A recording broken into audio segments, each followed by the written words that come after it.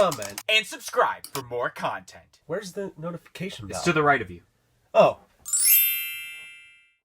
What's up, guys? It's DK Wrestler here, and in today's video, we have our own Funko Pop booth. But before that happens, make sure you press the subscribe button for more content like this video in the future, and press the little bell beside it to be notified of when that future content gets released. But anyways, guys, let's check it out. So like I said in today's video, myself and MD Shady, we will be having our own Funko Pop booth. For the very first time, MD Shady and I will be at a toy convention, and we'll be setting up our own booth, kind of promoting our channel, plus at the same time we'll be selling some Funko Pops, Funko Sodas, a bunch of different things at this toy convention. Now, as I'm recording this, it's actually November 14th. The convention's not for another week, but I felt like I might as well start packing up some of the pops that I'm probably going to end up selling at this toy convention, and then of course we'll show you guys essentially what would end up being 1 week later of what our booth or table kind of looks like with all the Funko Pops, and kind of show off basically everything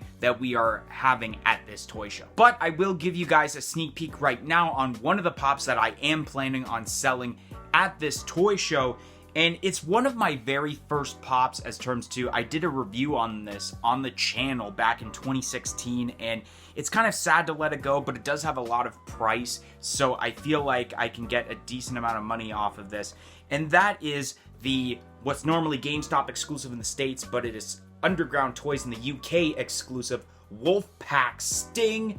And it's kind of sad to let this go, but it's not, because I feel like I wouldn't be so sad if I had actually let this go. So that is the Wolfpack Sting. I remember getting this off of Pop in a Box, and now here it is, ready to be packed so that it goes to this toy show and that I'm gonna attempt to sell it. Alright guys, so right now this is essentially so far everything that I will be selling at this toy show. So there's kind of a little panorama of what to expect. There's a Kingpin, there's a Molten Man, there's quite a bit of Funko Sodas, and I'm pretty sure that Crash Bandicoot right there is a Chase variant, so that's a decent amount of money. And there's also the glow-in-the-dark Chase of Dark Phoenix that I will also be letting go in my collection, just so that I can spend money on pops that I actually need in my collection.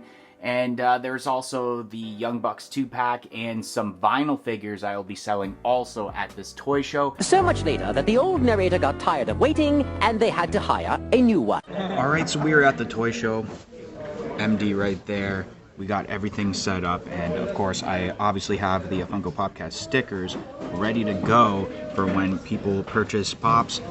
Get a 1 in 6 chance at a holographic Chase sticker, and also there's the common, obviously. A lot of cool stuff. Let's show you guys what we had got at our table.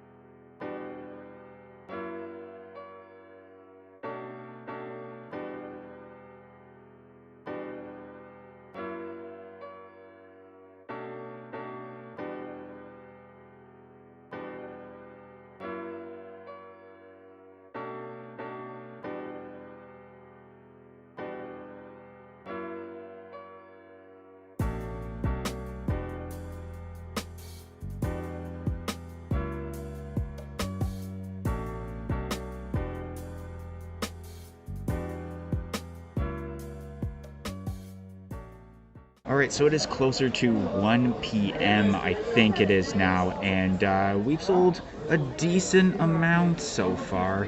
MD sold like a whole lot of, was it American History? Yeah. Pops, you did that. Sold a Funko Soda. I sold a WWE Pop and a couple of like $10 or $15 pops. And also, I don't know exactly where he is. Actually, right there, if you guys can see, is Top Pops right there. So I'm sure he'll be making his way over to our booth, and then we'll show you guys Top Pops, of course, when he arrives at our booth. In the middle here, you guys do have the Millennium Falcon as well as Ghost Rider, and that is the Pop Culture exclusive, which you don't find very often here in Canada. Yeah, that's true. Yeah. All right, so we are basically near the end of the toy show. It's about a half an hour until it's basically over. We're just packing everything up, essentially. MD's looking through some mystery minis. Maybe, you buying any? No? Yeah? True. Didn't think of that. So yeah, he's just going through my mystery minis. I just have my stuff still out in case, you know, there's only half an hour left. I mean, you never know when people will show up to the booths and buy last minute. You never know. So I still have my stuff out at the moment. All right, the show is now over. MD, what were your thoughts on today's toy show? It definitely wasn't bad. We definitely sold a couple things, and I definitely bought a few things as well. I got some good deals, and for the first time having a table at a show, I think it turned out pretty well, and we'll probably do it again if we have the chance. So that was our experience at the toy show, which was actually really cool. I did end up selling a decent amount of pops, some pops that I needed to get rid of, and in return I ended up buying some pops too. I did end up spending more money than I actually made, but that was fine because some pops that I didn't necessarily want in my collection anymore, I was able to turn into pops that I did want in my collection. So let's take a look at the pops that I picked up from this toy show. So the first pop that I picked up is the brand new Baskin-Robbins mini puffed with the ice cream scoop. And this is awesome. I didn't even really know that these were out yet. And then one of the sellers that we've seen before at some other toy shows, he had it and he told me the story of how he looked around at Baskin-Robbins for a while, calling different Baskin-Robbins, trying to figure out if they had any, and he was finally in some city, I forget what city he said, and he just saw a Baskin-Robbins that he didn't even know about, and he went there and they had a ton of them, so he picked up a few. He was asking 25 on this, and I actually got it for 20, which I thought was awesome, and now I don't have to go to Baskin-Robbins myself and pack on a couple extra unneeded calories with eating the ice cream. Next up, I have the Chase version of 11 with Eggos, where she has the blonde wig on, and this box is mangled. This thing is just toast. This box is not in very good condition. I don't know if you can pick it up great. There's like damage here, there's damage on the bottom, damage on the back. There's a lot of damage on this box. They were asking $15, which I thought was alright. Then I offered $10, and then she handed it to me, and I realized all the damage. She goes, you know what, if you want it, $5. So I couldn't pass up a Chase, especially considering it is Stranger Things for $5. So while we were sitting at the table, I was kind of doing one of these, looking around, and my laser vision, I seen kind of the shape of a head, probably 6 or 7 tables away from us, and I got up right away. I said, DK, I'll be right back. I need to go check this out. And the pop that I seen was Razar from the new Teenage Mutant Ninja Turtles set, and I knew I needed this pop, but not only that, they had some of the other turtles, so they also had the Super Shredder, which is sweet, Leonardo, and last but not least, Raphael. I wish he had the rest of them because he was asking $15 each, and then I offered, if I bought 4 pops, could you do $10 each? And he said, oh yeah, for sure. So I picked up all 4 of those for $40, which I thought was awesome. I paid less than retail for pops that pretty much just came out and pops that I've been actually looking for, so that was great. And the last 2 pops that I picked up at the toy show were the Robot Devil and Bender from Futurama. I've really been wanting to start a Futurama set, but I haven't really jumped on it because they're not expensive pops, but they're also not very cheap, and there are some variations like the Robot Devil with the violin, I think is like $500 Canadian. So I've kind of been hesitant on starting this set, but I found these 2 pops, and I forget what the guy was asking, but I did talk him down a little bit, and I got both of them for $60, which I thought was a pretty decent deal, and I really enjoyed these pops. So those were my pickups from the toy show, at least Funko wise. I did pick up some other random stuff, but for Funko items, that's what I got.